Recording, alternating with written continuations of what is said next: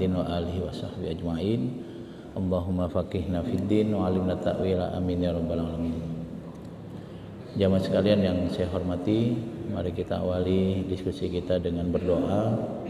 Kita meminta kepada Allah Subhanahu wa taala mudah-mudahan senantiasa memberikan kesehatan untuk kita dan keluarga kita, memberikan kemudahan dalam segala aktivitas yang kita kerjakan, dan memberikan kita rezeki yang lebih dari cukup sehingga bisa bersedekah lebih banyak. Al-Fatihah. A'udzubillahi minasyaitonir rajim. Bismillahirrahmanirrahim. Alhamdulillahirabbil alamin. Arrahmanir rahim. Maliki yaumiddin. Iyyaka na'budu wa iyyaka nasta'in. Ihdinas siratal mustaqim. Siratal ladzina an'amta 'alaihim ghairil maghdubi alaihim waladdallin.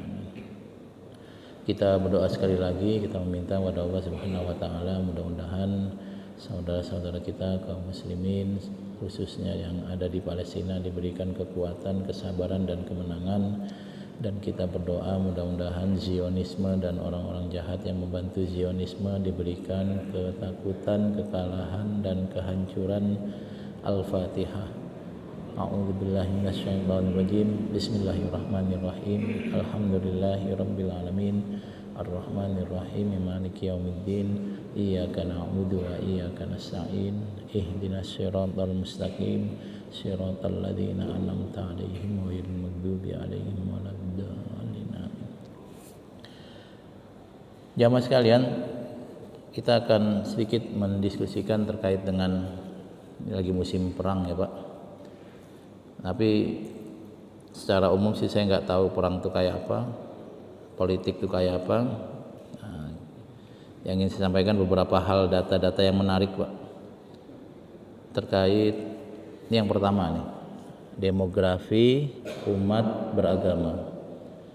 Jadi sebaran umat beragama, dan ada beberapa data yang menarik. Ini data yang saya ambil dari Pew Research di Amerika. Jadi kalau untuk data keagamaan saya sering merujuk kemari. Nanti ada beberapa data yang saya sampaikan sebagai pembanding. Yang pertama, jumlah umat Islam di seluruh dunia sekarang ada 21%. Ini dalam kurun waktu 10 tahun ada peningkatannya 21%, Pak. Awalnya jumlah kita di tahun 2010 itu ada 1,7 miliar, sekarang menjadi 2 miliar. Ini tentu semua sektor dalam Islam dianggap satu. Jadi Sunni, Syiah, dan sektor-sektor lain termasuk Ahmadiyah dianggap sebagai satu. Besar Pak gitu. 2 miliar. Sangat besar. Dan pertumbuhan umat Islam di dunia itu 2 kali lipat pertumbuhan manusia itu sendiri. Jadi manusia misalnya pertumbuhannya 1% seluruh dunia ya, maka pertumbuhan Islamnya 2%. Jadi umat Islam itu sangat cepat pertumbuhannya. Peningkatan jumlah umat Islam ini ada sekitar 10% selama 1 dekade. Yang awalnya ini juga selama 1 dekade Pak ya, 24% menjadi 26%. Ada lagi hal yang menarik Pak. Secara demografi, pertumbuhan umat Islam tertinggi terjadi di Amerika Utara. Amerika Utara itu berarti Amerika Serikat dan negara-negara maju itu Pak ya. Di mana jumlah umat Islam mencapai 5,9 juta, naiknya 52% Pak, 52%. Perlu saya gambarkan bahwa kalau saya tidak salah, data yang pernah dirilis sekitar 15 tahun yang lalu, pertumbuhan umat Islam di Eropa juga tinggi Pak. Di Eropa Barat itu sekitar 125% kalau tidak salah. Itu sangat tinggi Pak. Di tengah masifnya Islamfobia, kampanye yang menjelek-jelekan Islam dan dilakukan secara terus menerus, ternyata pertumbuhan Islam di Eropa sangat tinggi. Menariknya pada tahun 2050 ini, kalau tidak ada kejadian besar seperti Perang Dunia Ketiga dan seterusnya itu, Eropa tahun 2050 tidak lagi menjadi pusat perkembangan Kristen dan Katolik. tidak menjadi pusat pengembangan Kristen Katolik karena yang akan sangat besar di Eropa adalah agnostik. Agnostik itu artinya percaya Tuhan tapi tidak percaya agama.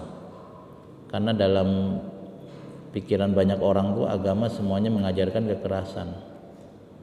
Saya tahun 2007 itu menulis buku Pak, judulnya Agama dan Radikalisme di Indonesia. Salah satu yang ada dalam tulisan saya adalah bahwa semua agama, semua umat beragama punya sejarah kekerasan. Kalau sekarang kita sering ditampilkan Arab Spring, Arab perang dengan Arab, ya, Suriah perang dan seterusnya itu. Tapi dulu ada ekstrim Kristen dan sampai sekarang masih ada Pak ekstrim Kristen di negara-negara seperti Irlandia. Ekstrim Hindu juga ada.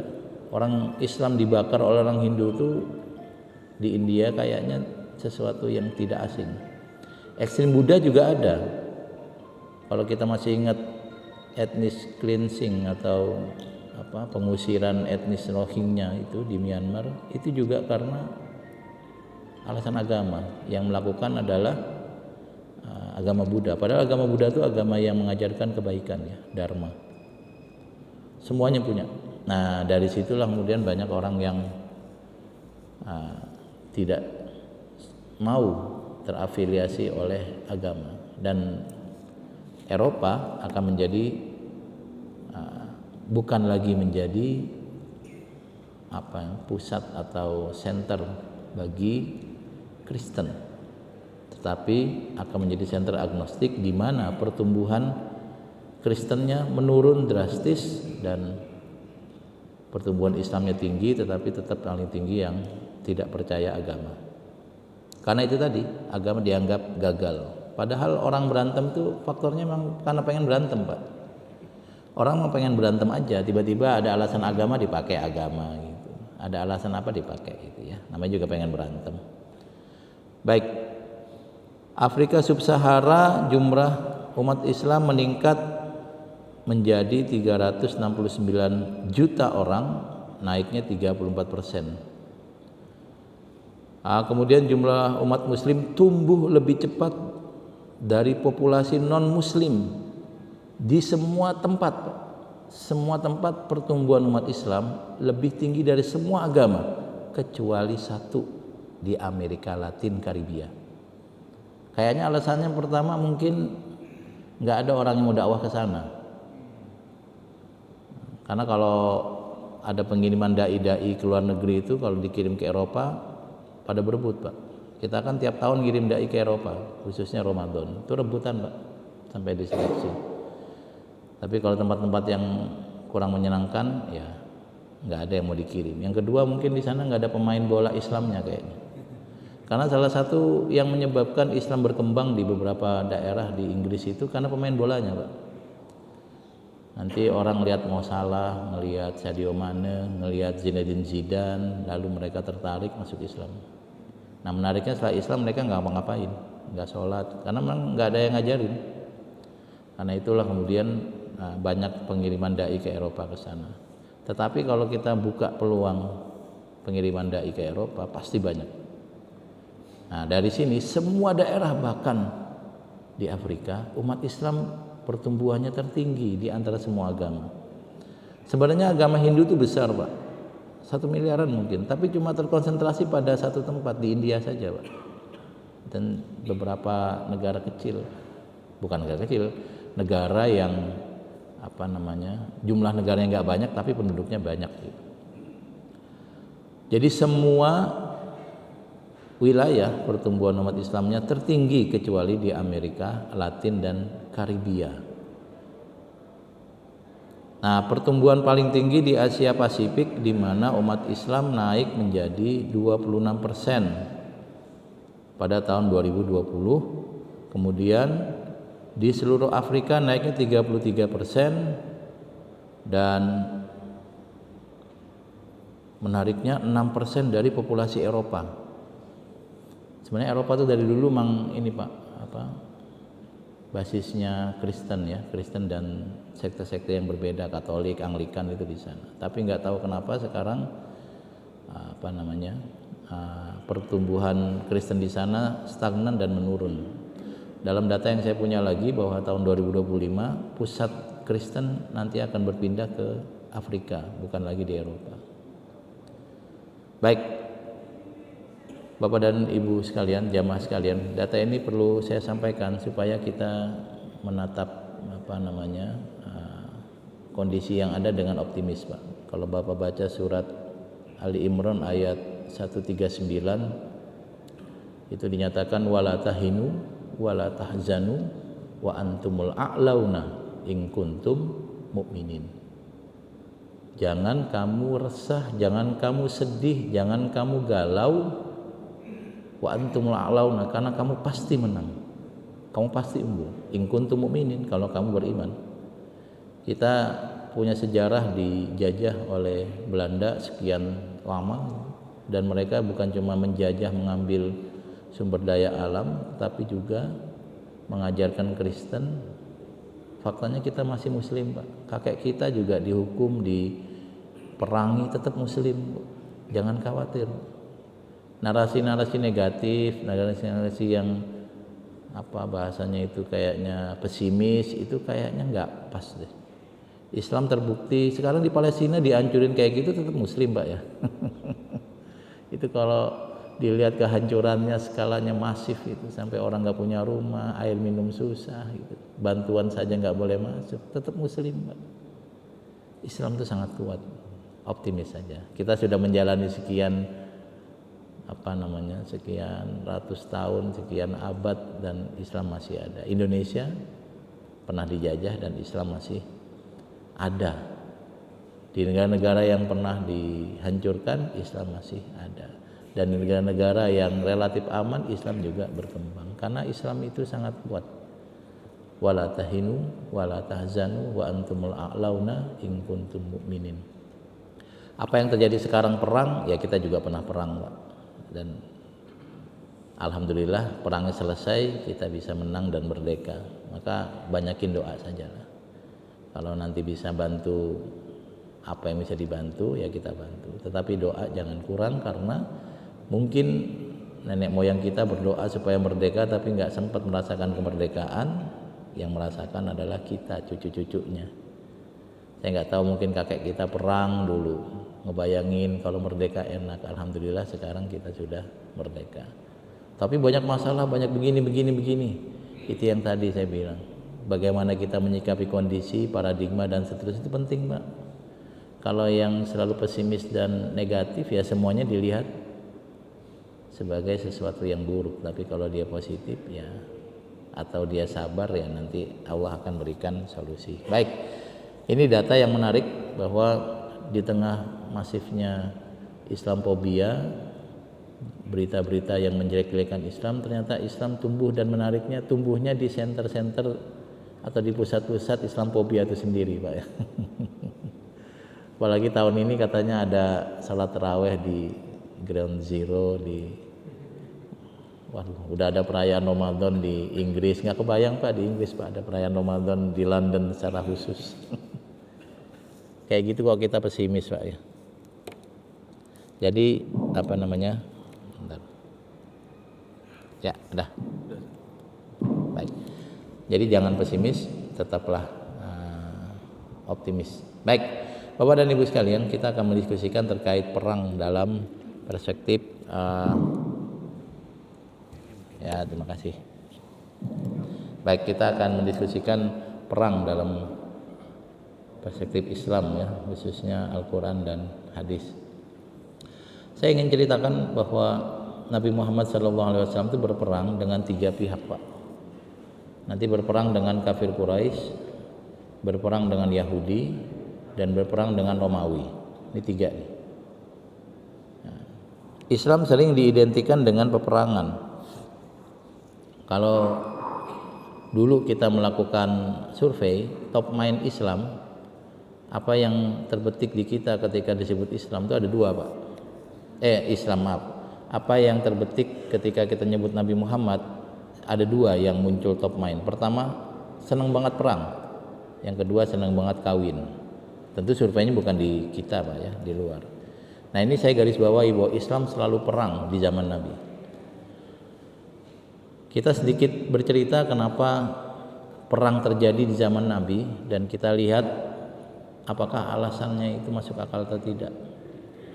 Bapak dan Ibu sekalian, perangan pertama yang terjadi antara Nabi Muhammad dan umat Islam tentunya melawan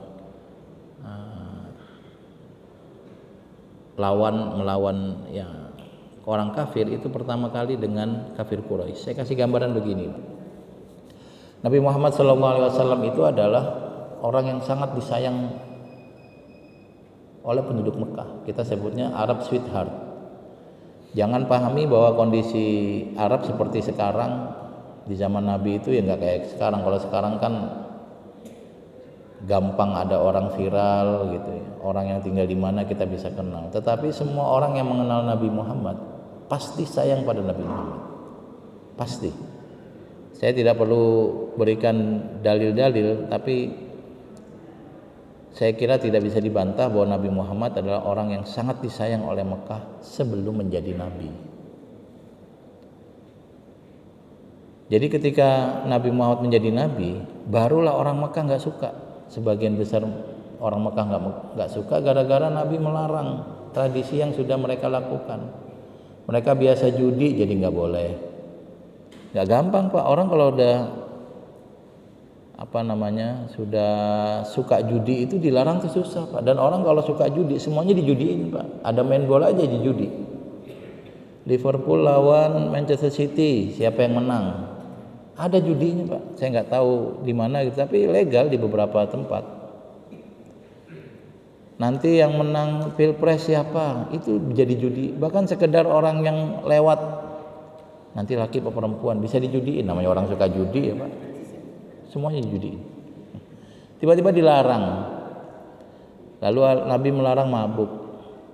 Orang udah biasa mabuk dilarang. Nabi melarang zina. Orang udah biasa zina dilarang. Nabi melarang memukuli istri. Orang udah biasa KDRT tiba-tiba dilarang.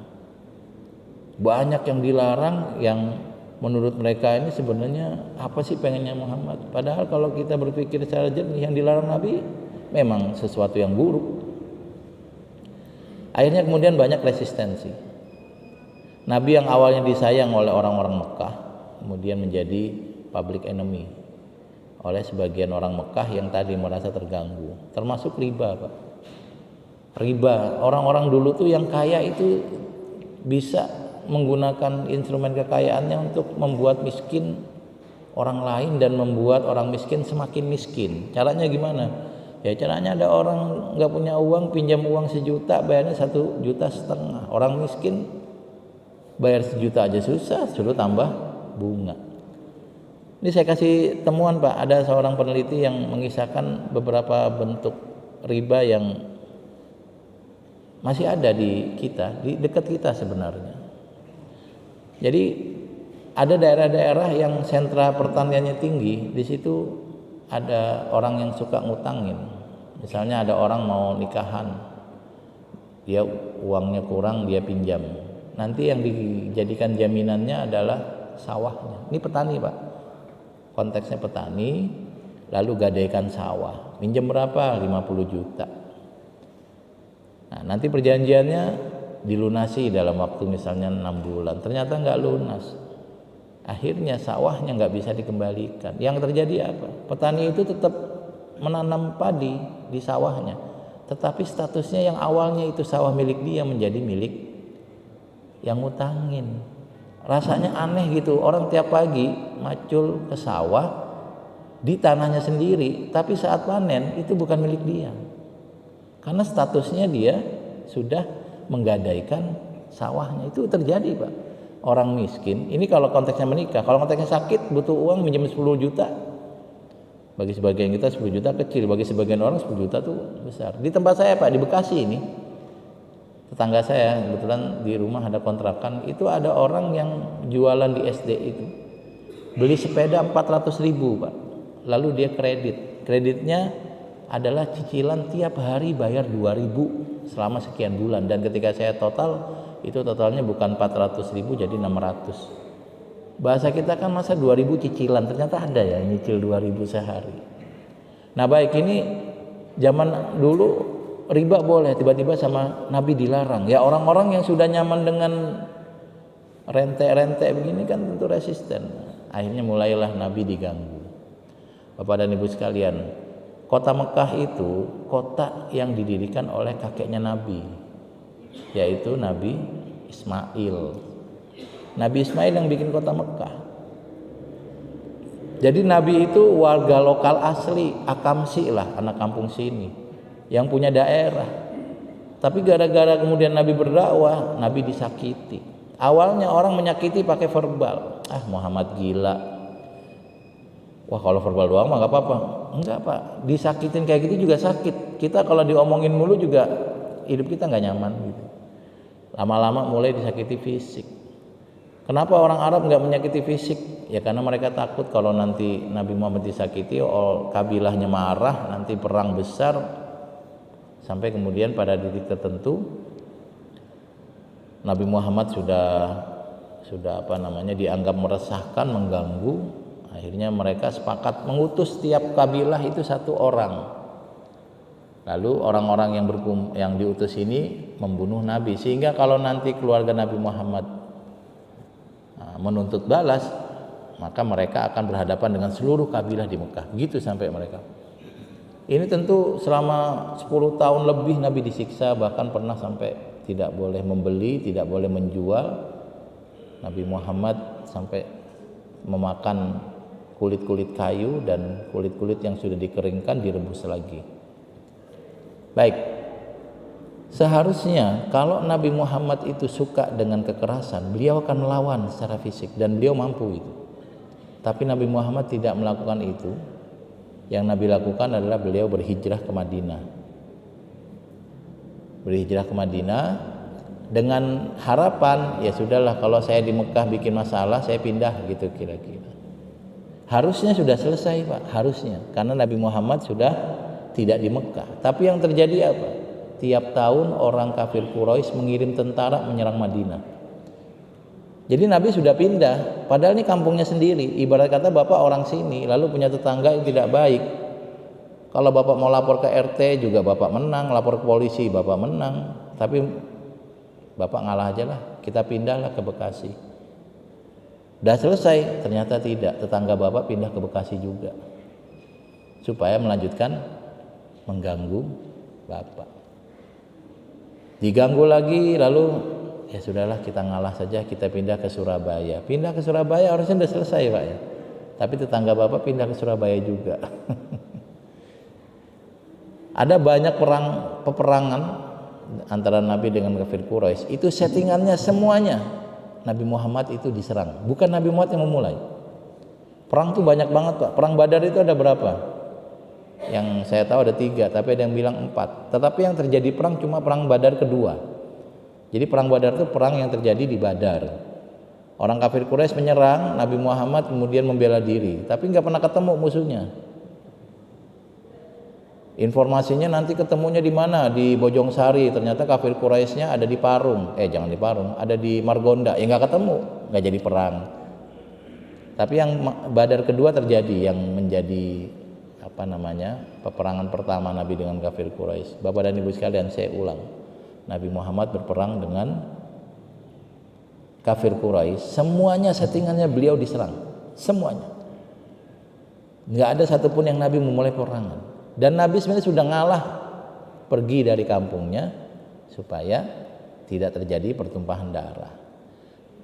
Tapi tetap diserang sampai puluhan kali peperangan, dan semuanya settingannya Nabi membela diri. Uniknya Bapak dan Ibu sekalian, ketika turun syariat haji, umat Islam diwajibkan haji, Nabi Muhammad kemudian pergi dengan umat Islam yang jumlahnya banyak, pergi ke Mekah untuk haji. Ibaratnya mau pulang kampung Pak. Tapi di tengah jalan di stop, dicegat sama kafir Quraisy, tidak boleh masuk. Padahal sudah pakai pakaian ihram. Dalam konteks haji, orang yang sudah pakaian ihram tidak boleh tahallul. Kalau kemudian tahallul sebelum selesai, maka wajib bayar dam. Nabi bayar dam. Nah, kemudian dijanjikan, jangan sekarang, lain waktu saja. Lain waktu bisa pergi haji. Oh iya. Ya, makasih. Mati lagi. Baik. Jadi semua orang Mekah itu orang Arab itu sudah biasa haji bahkan sebelum Nabi berdakwah. Orang dari Yaman, dari mana-mana yang memiliki darah Arab itu pergi haji. Nah, maka Nabi punya hak untuk pergi haji. Tapi oleh orang kafir Quraisy dilarang. Nabi ngalah, Pak. Lalu tahun berikutnya Nabi pergi haji lagi sesuai perjanjian harusnya boleh, dilarang lagi. Dan Nabi ketika berangkat ke Mekah itu bukan pakai pakaian perang tapi pakaian ihram. Bawa pedang, bawa. Karena orang Arab zaman dulu mau ke Indomaret juga bawa pedang. Karena settingan zaman dulu, Pak, orang bawa pedang tuh ya kayak kita bawa HP. Bapak ke Indomaret juga bawa HP. Ini ke masjid saya bawa HP nih, Pak. Padahal ke masjid loh. Settingannya begitu. Jadi bukan karena pengen perang. Kalau pakai pakaian perang baru Nabi pengen perang. Ini memang pengen ibadah. Akhirnya kemudian Nabi menegosiasikan. Yang dikirim adalah Sayyidina Utsman bin Affan, orang yang disayang oleh orang Mekah. Sampai di sana Sayyidina Utsman kemudian ternyata banyak dijamu. Ayo Pak Utsman mampir. Akhirnya nggak balik-balik. Karena nggak balik-balik, orang nyangka Sayyidina Utsman ditangkap atau bahkan dibunuh. Ini kan berita burung kan begini, Pak. Kok Utsman belum balik ya? Iya. Apa jangan-jangan ketangkep? Ini ada kata jangan-jangan awalnya, Pak. Apa jangan-jangan ditangkap? Enggak, tapi bisa jadi sih. Kalau ditangkap diapain ya? Penjara kali ya? Jangan-jangan dibunuh. Ada kata jangan-jangan, Pak. Tapi kalau makin lama diobrolin, jangan-jangannya hilang. Jadinya awalnya jangan-jangan ditangkap, jadi Utsman ditangkap. Yang asalnya jangan-jangan dibunuh, jadinya Utsman dibunuh. Nabi marah. Tahun sebelumnya udah dilarang-larang, Nabi ngalah. Sekarang udah dijanjikan boleh, masih nggak boleh. Ngirim utusan damai, tiba-tiba dibunuh beritanya. Lalu Nabi mengambil sumpah kesetiaan di Bai'atur Ridwan ya. Orang-orang yang bersama Nabi, siap Nabi, kalau engkau perintahkan apapun kami siap. Nabi masuk kota Mekah, orang Mekahnya takut duluan, Pak. Takut duluan. Nah, seharusnya ketika kota Mekah itu ditaklukkan Nabi harusnya balas dendam. Harusnya Nabi punya list nih orang-orang yang jahat dulu nih, siapa kumpulin, kita hukum. Tapi ternyata Nabi bilang apa? Siapapun orang yang masuk ke rumahnya, dia akan selamat, tidak diapa-apain. Orang yang masuk Masjidil Haram dia akan selamat. Tapi kalau ada orang yang menantang, ya kita lawan, namanya juga orang nantang gitu, Pak. Ternyata nggak ada yang nantang. Akhirnya Nabi Muhammad membebaskan kota Mekah dan tidak ada darah yang ditumpahkan. Kalau saya ada di situ, saya akan ngusulin. Nabi, ini ada orang nih Abu Jahal kayak siapa kayak nih. Kita kumpulin Nabi, kita lemparin pakai sendal mukanya. Gitu kalau saya ada, Pak. Karena memang dulu jahat banget. Orang Nabi lagi diam, lagi sholat dikasih kotoran. Bapak kebayang Bapak lagi duduk, Pak, lagi duduk buka HP, ada yang ludahin. Itu cuma ludah, Pak, bukan kotoran. Nabi nggak gangguin, kalau lagi sholat biasa dikasih kotoran. Nabi juga kata-katanya lembut. Kalau saya ada di situ saya usulin, Nabi tempeleng tuh orang-orang jahat. Tapi Nabi nggak melakukan itu, Pak. Nggak melakukan itu. Ada beberapa orang yang dulu sangat jahat pada Nabi dan keluarga Nabi memaafkan. Baik, itu perang yang pertama. Jadi kalau Nabi dibilang perang mulu dengan orang kafir Quraisy, salah. Nabi membela diri. Nggak pernah settingannya Nabi menyerang pertama, tidak pernah. Saya jamin itu. Semuanya membela diri. Kalau kita diserang orang, diganggu orang, kita membela diri, Pak. Pangeran Diponegoro itu pahlawan buat kita karena kita diganggu sama Belanda lalu kita melawan. Tuanku Imam Bonjol pahlawan, Cut Nyak pahlawan. Gara-gara mereka itulah kita bisa merdeka, anak kita bisa sekolah, kita bisa bekerja. Pahlawan itu. Nah, Nabi melakukan pembelaan diri. Settingan semua peperangan dengan kafir Quraisy adalah di Madinah dan settingannya adalah Nabi diserang Lalu beliau membela diri. Baik, perang yang kedua adalah perang Nabi dengan Yahudi. Saya nggak tahu kenapa Pak, Al-Quran tuh menyebut Yahudi itu dzalika bima asaw wa kanu ya'tadun. Asaw itu fi'il madhi, berarti pekerjaan yang dilakukan zaman dulu, ya'tadun fi'il mudhari, berarti pekerjaan yang dilakukan sekarang dan nanti. Artinya apa? Orang Yahudi dari dulu suka banget maksiat dan sampai kapanpun tetap suka maksiat. Yahudi Pak disiksa sama orang Mesir, diperbudak sama orang Mesir. Mereka kemudian menjadi orang yang sangat tersiksa, ditolong sama Nabi Musa. Ditolong sama Nabi Musa. Baru ditolong, baru berapa hari mereka udah resek lagi. Musa, tolong bikinin Tuhan dong yang buat kami sembah. La ilaha illallah. Adzau Musa fabarra'ahu Allahu mimma qalu. Nabi Musa disakiti secara verbal. Musa tuh nggak pernah mandi bareng kita, emang dia punya cacat fisik. Cacat fisiknya apa? Kemaluannya nggak normal. Tuh tahu dari mana orang Yahudi itu kayak gitu. Baru dibebaskan nama Nabi Musa dari kejahatan Fir'aun, sudah jadi orang resek. Ketika Nabi Musa izin 40 hari Pak, 40 hari mikot, pulangnya mereka udah punya sesembahan. Omongan mereka adalah hada ilahukum wa ilahu Musa fanasi. Ini Tuhan kalian, Tuhannya Musa juga, cuma Musanya lupa kalau Tuhannya adalah patung.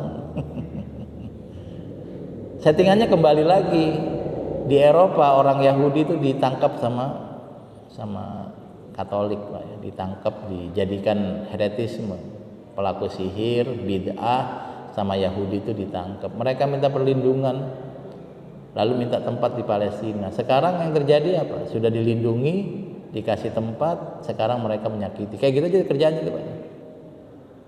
Saya nggak tahu. Dan supaya mereka aman ya diadu domba Pak ya.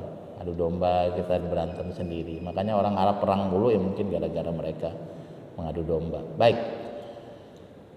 Ketika Nabi Muhammad sampai di Madinah, beliau mempersatukan semua komponen yang ada di Madinah dalam misak Madinah, piagam Madinah. Orang Madinah semuanya satu, agamanya apapun satu. Kalau satu orang diserang tanpa alasan, yang lain wajib membela. Ini bagus Pak, bagus. Akhirnya kemudian Nabi bisa mengelola Madinah dengan sangat baik. Orang Yahudi merasa terancam, padahal Nabi nggak ngapa-ngapain Pak. Bapak dan Ibu sekalian, kalau kita mau membicarakan hubungan atau interaksi Nabi dengan non-Muslim, saya kasih beberapa contoh bagaimana Nabi dengan non-Muslim itu sebenarnya hubungannya baik-baik saja. Dengan Kristen, Nabi Muhammad ketika turun ayat Iqra, beliau menemui Waraqah bin Naufal, pendeta Kristen. Dia di Madinah Yahudi itu banyak, bahkan ada Yahudi yang buka toko kelontong Pak, warung Madura di dekat rumah Nabi Pak, namanya Abu Syaham. Nggak diapa-apain sama Nabi, orang cuma jualan. Ada perempuan di dalam riwayat, ada perempuan Yahudi yang mampir ke rumah Ibu Aisyah lalu ngobrol. Bayangin mampir ke rumah Ibu Aisyah, masuk ke rumah lalu ngobrol. Lalu mereka bilang mudah-mudahan kamu dijaga dari siksa kubur. Nah, pas Nabi datang perempuan ini pamit. Nabi kan rumahnya kecil Pak ya, jadi sudah ada Nabi, mereka pamit. Lalu Ibu Aisyah nanya, apakah di kuburan ada fitnah? Kata Nabi ada. Nanti ada ujian di sana di kuburan. Baik. Jadi baik-baik saja sampai kemudian orang Yahudi itu melakukan konspirasi dengan orang Mekah untuk menyerang Nabi. Jadi mereka kirim utusan datang ke Mekah, bilang kamu kirim tentara ke Madinah, nanti kalau Muhammad dan orang-orang dewasanya berperang, kami akan bunuh semua anak-anak dan perempuan yang ada di Madinah. Ini kan jahat banget Pak. Kesepakatannya kan mereka adalah satu, saling membela. Ini enggak. Akhirnya orang Mekah datang bawa tentara besar, Nabi kemudian membela, tapi perangnya nggak jadi Pak. Perangnya nggak jadi karena tiba-tiba ada badai. Ada badai, semua bawaan-bawaan tentara kafir Quraisy itu hancur, mereka nggak siap perang, mereka pulang. Makanya ada istilah wahazamal ahzaba wahda. Allah yang mengalahkan Ahzab sendiri. kalah dengan angin, dengan badai itu. Setelah orang-orang kafir Quraisy pulang, Nabi ya pulang ke Madinah, nggak jadi perang. Tapi Jibril datang, awada'ta silah ya Muhammad, apakah sudah engkau letakkan pedangmu wahai Muhammad? Nabi menjawab, na'am, ahzabu raja'u. Pasukan Quraisy sudah pulang, ya kita udah selesai perangnya. Apa kata malaikat Jibril? Bal nasiru ila Bani Quraidah. Kita berangkat ke Bani Quraidah. Lalu Jibril menyampaikan mereka sebenarnya yang menginisiasi perang ini, dengan tujuan kalau engkau dan orang-orang dewasa berperang, yang di Madinah tinggal orang tua, anak-anak dan perempuan mau dibantai. Ini kan pengkhianatan, Pak. Pengkhianatan itu hukumannya nggak pernah ringan. Nah, Nabi kemudian ke Bani Quraidah lalu mengepung, dan Bani Quraidah jatuh kalah. Di antara Yahudi Bani Quraidah itu ada tawanan yang namanya Sofiyah binti Huyai bin Akhtab. Ini adalah anak dari kepala suku Bani Quraidah. Hukum perang zaman dulu, Pak, the winner takes all. Yang menang itu ambil semuanya. Maka yang kalah menjadi tawanan. Sama sekarang juga yang kalah jadi tawanan, biasa saja itu. Tapi dulu mungkin aturannya lebih luas. Maka semua orang Yahudi ditawan. Yang anak-anak, yang perempuan menjadi tawanan, termasuk Ibu Sofia. Nah, Ibu Sofia itu dikenal manis dan cantik, badannya nggak tinggi, Pak, kayak orang Indonesia. Tidak tinggi seperti kebanyakan Arab. Nah, itu orang-orang yang berperang di Bani Quraidah pengen dia menjadi tawanannya. Lalu mereka bilang, jangan, ini kan anaknya pimpinan mereka. Kita berikan kepada Nabi menjadi budaknya Nabi, tawanan Nabi. Tapi oleh Nabi kemudian dinikah, Pak. Ibu Sofia yang awalnya budak dimuliakan Nabi menjadi istri. Lalu beliau masuk Islam, menjadi Ummul Mukminin. Nah, karena Ibu Sofia masuk Islam dan menjadi istri Nabi, banyak kafir Yahudi Bani Quraidah yang masuk Islam. Ya kan, mau nggak mau mereka dimuliakan oleh Nabi dengan cara anak dari pimpinannya tidak dijadikan tawanan, tapi malah dimuliakan menjadi istri. Akhirnya banyak yang masuk Islam. Nah, perangnya Nabi dengan Bani Quraidah, juga Bani Qainuqa, itu tidak ada satupun, karena Nabi misalnya gabut, iseng nih, ayo kita datang ke Venezuela, tangkap presidennya. Nggak begitu, Pak. Atau kita ke Iran, yuk kita bom-bomin. Nggak begitu, Pak. Itu orang gabut yang nyusahin. Saya nggak tahu tuh ada orang kayak gitu bisa jadi presiden. Saya kadang-kadang kalau lagi dalam pikiran saya, Tuhan boleh nggak itu anak istrinya dimatiin dulu supaya dia tahu rasanya punya anak. Tapi kadang-kadang doa kayak gini, boleh atau enggak ya dalam hati aja, Pak, ya. Jahat banget, Pak, ngancur-ngancurin seenak-enaknya aja gitu ya. Indonesia kalau mau jual bayar 36%, tapi kalau kami jual 0% kayak gitu. Kayak gitu kerjaan orang gabut yang jahat gitu ya. Baik, maka perang Nabi dengan Yahudi itu diawali karena mereka berkhianat, dan pengkhianatan mereka nggak kecil, Pak. Bukan masalah sepele, ini masalah besar. Mereka menginisiasi perang dengan niat kalau Nabi dan orang-orang dewasa pergi berperang, mereka tinggal bantai perempuan dan anak-anak yang ada di Madinah. Ini jahat banget, Pak. Patutlah kalau dihukum. Pun demikian Nabi ternyata memuliakan orang-orang yang bertaubat, ya dimuliakan Nabi menjadi umat Islam yang baik kemudian. Itu perang yang kedua dengan Yahudi. Dan salah satu alasan Yahudi itu nggak suka dengan Nabi ya sama ya, karena iri, Pak, ya. Harusnya yang jadi nabi yang paling hebat itu dari mereka. Dari zaman Nabi Ishak sampai ke bawah semua nabinya dari mereka, tiba-tiba yang paling bagus dari orang lain gitu. Hasadan min indi anfusihim, mereka iri.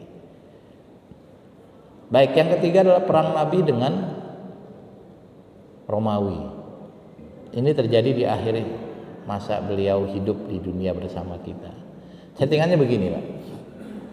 Ketika Nabi hidup, itu ada dua imperium besar. Ada imperium Romawi timur dan ada imperium Persia. Ini dua-dua imperium ini saling berebut kekuasaan dan pengaruh.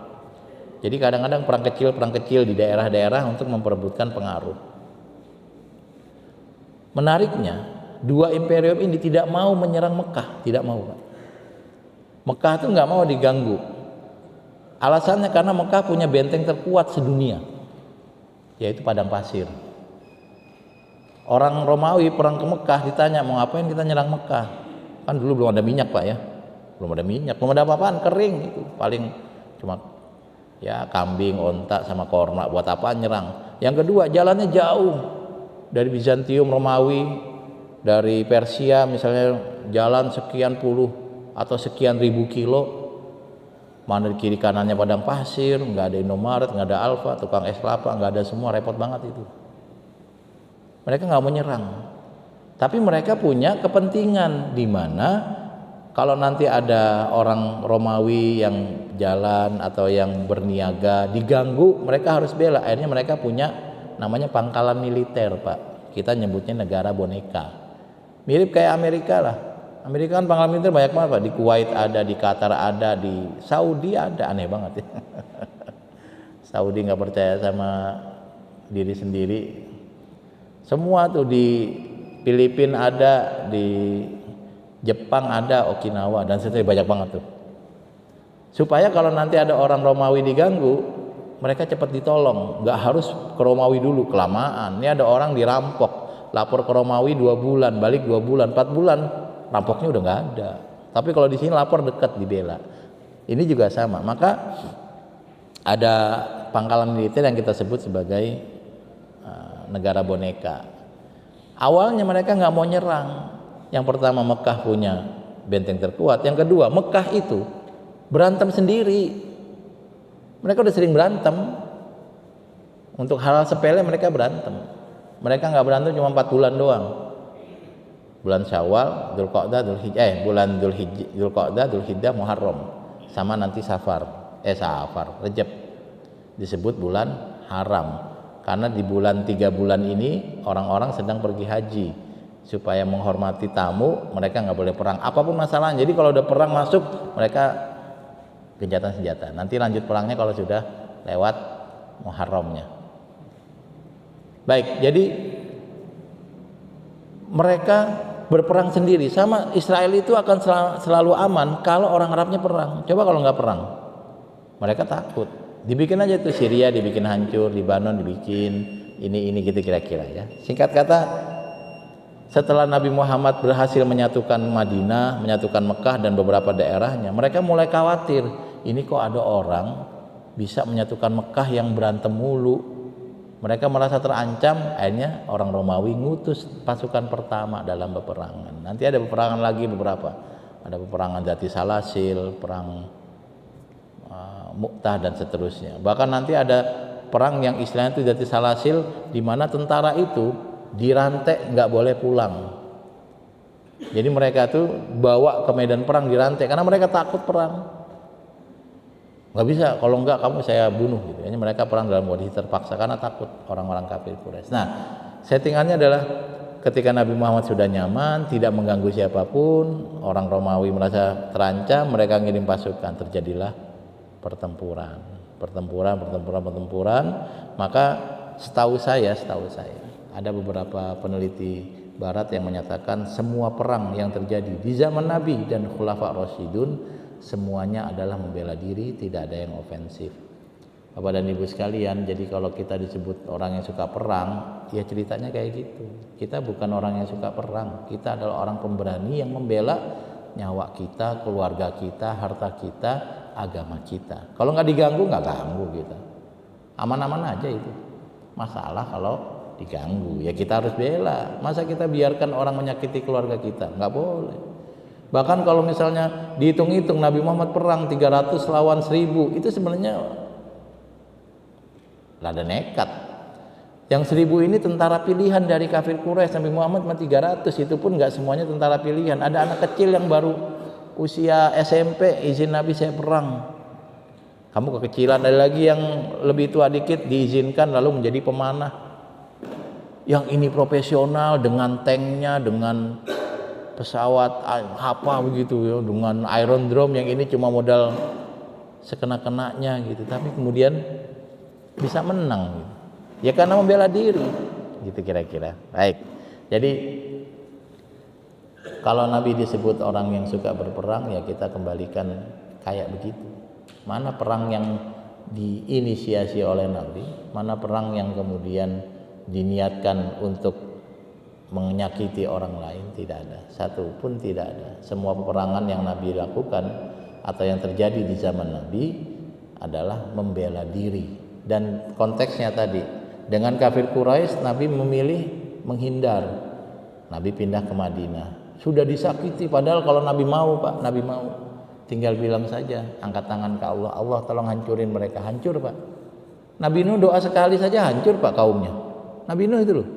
Rabbi la tadar alal ardi minal kafirina dayyara. Ya Allah jangan tinggalkan orang kafir satupun di muka bumi ini.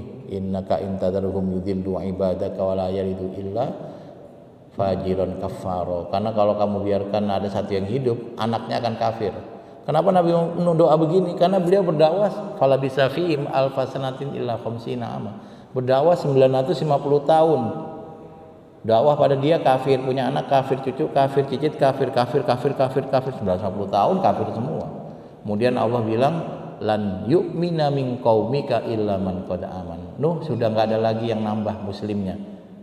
Udah enggak ada. Nabi Nuh kemudian berpikir, iya kalau sudah enggak ada kemungkinan bertambah, saya masih hidup, saya bisa berdakwah. Tapi kalau saya sudah wafat, nanti di dunia ini enggak ada orang yang beriman. Lalu angkat tangan itu. Sekali doa dikabulin. Nabi Muhammad kalau mau doa juga bisa. Ya Allah itu orang-orang yang jahat pada saya mudah-mudahan bisa. Tapi Nabi enggak mendoakan itu. Nah ini gambarannya. Kalau sekarang kita diserang, kita membela diri, kita pahlawan. Dan saya tidak masuk dalam peperangan yang sekarang terjadi, itu urusan politik. Tapi saya memberikan gambaran bagaimana peperangan terjadi antara Nabi. Yang pertama dengan kafir Quraisy, di mana Nabi sudah menghindar, tapi masih diganggu. Berpuluh-puluh kali, yang saya catat aja peperangan ada 42 kali Pak, yang tercatat Pak. Yang saya catat maksudnya. 40-an perang. Itu yang saya catat. Yang enggak kecatat mas saya lebih banyak lagi. Dalam waktu 11 tahun ada 40-an, berarti setahun ada 4 perang. Itu per 3 bulan perang Pak. Itu kayak anak UAS UTS itu Pak. Bapak punya anak sekolah itu ada UTS. Kalau dulu UTS-nya perang. Seneng banget gangguin Nabi. Ya Nabi membela diri. Dan ketika Nabi punya kesempatan menyakiti orang kafir Quraisy, Nabi memaafkan. Lalu dengan Yahudi juga sama. Nabi punya kesempatan menghabisi semua Yahudi di Madinah, tapi Nabi memilih menikahi Ibu Sofia. Lalu banyak orang Yahudi yang masuk Islam dan menjadi baik. Bapak dan Ibu sekalian, penutup saja bahwa di awal tadi saya menyampaikan data-data ya terkait pertumbuhan umat Islam. Jadi kita harus bisa memilih siapa yang jahat, siapa yang tidak. Kalau dibilang Amerika jahat, saya kira tidak benar. Ada yang jahat, ada yang baik. Karena di Amerika juga orang baiknya banyak Pak, orang muslimnya banyak, orang-orang yang anti dengan kebijakan pemerintah yang aneh dan sesat itu juga banyak.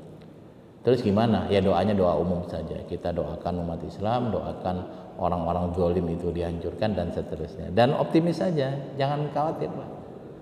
Kita mengalami banyak sekali hal-hal yang kayak gini, ya ternyata baik-baik saja sampai sekarang gitu kira-kira ya. Ya kita masih hidup, sekian ratus tahun dijajah, sekian ratus tahun disakiti, tapi masih hidup dan bisa merdeka sekarang. Dan kita nggak tahu nanti Tuhan kasih izin Palestina merdeka, Yahudi kalah, itu walaupun nanti caranya gimana itu urusan Tuhan. Sama seperti kita nggak kepikiran bahwa Nabi Musa bisa selamat dari Fir'aun misalnya. Settingannya sulit Nabi Musa selamat dari Fir'aun, tapi ternyata bisa. Baik Bapak dan Ibu sekalian, kalau penghitungan saya sudah duha belum sih? 4 kurang. Masih dikit lagi. Silakan kalau ada yang mau nambahin Bapak dan Ibu sebelum kita sholat duha. Tidak ada ya? Jadi kalau diajak perang mau Pak? Diajak perang. Perang lawan siapa kita di sini? Nggak ada yang diperangin ya. Baik, masih ada waktu sedikit sebelum sholat duha.